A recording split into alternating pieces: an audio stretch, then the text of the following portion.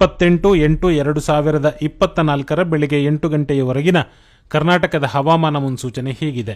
ಕಾಸರಗೋಡು ಸೇರಿದಂತೆ ಕರ್ನಾಟಕದ ಕರಾವಳಿ ಜಿಲ್ಲೆಗಳಾದ್ಯಂತ ಬಿಟ್ಟು ಬಿಟ್ಟು ಮಳೆಯ ಮುನ್ಸೂಚನೆ ಇದೆ. ಕೊಡಗು, ಹಾಸನ, ಚಿಕ್ಕಮಗಳೂರು ಹಾಗೂ ಶಿವಮೊಗ್ಗ ಜಿಲ್ಲೆಗಳ ಕರಾವಳಿ ಜಿಲ್ಲೆಗಳಿಗೆ ಹೊಂದಿಕೊಂಡಿರುವ ಪ್ರದೇಶಗಳಲ್ಲಿ ಅಲ್ಲಲ್ಲಿ ಮಳೆಯ ಮುನ್ಸೂಚನೆ ಇದೆ. ಉಳಿದ ಭಾಗಗಳ ಅಲ್ಲಲ್ಲಿ ತುಂತುರು ಮಳೆಯ ಸಾಧ್ಯತೆ ಇದೆ. ಮಂಡ್ಯ, ರಾಮನಗರ, ಬೆಂಗಳೂರು, ಕೋಲಾರ, ಚಿಕ್ಕಬಳ್ಳಾಪುರ, ತುಮಕೂರು, ಬಳ್ಳಾರಿ, ರಾಯಚೂರು ಜಿಲ್ಲೆಗಳಲ್ಲಿ ಅಲ್ಲಲ್ಲಿ ಮಳೆಯ ಮುನ್ಸೂಚನೆ ಇದೆ. ಪೂರ್ವದ ಮೋಡದಿಂದ ಗುಡುಗಿನ ಸಾಧ್ಯತೆಯೂ ಇದೆ.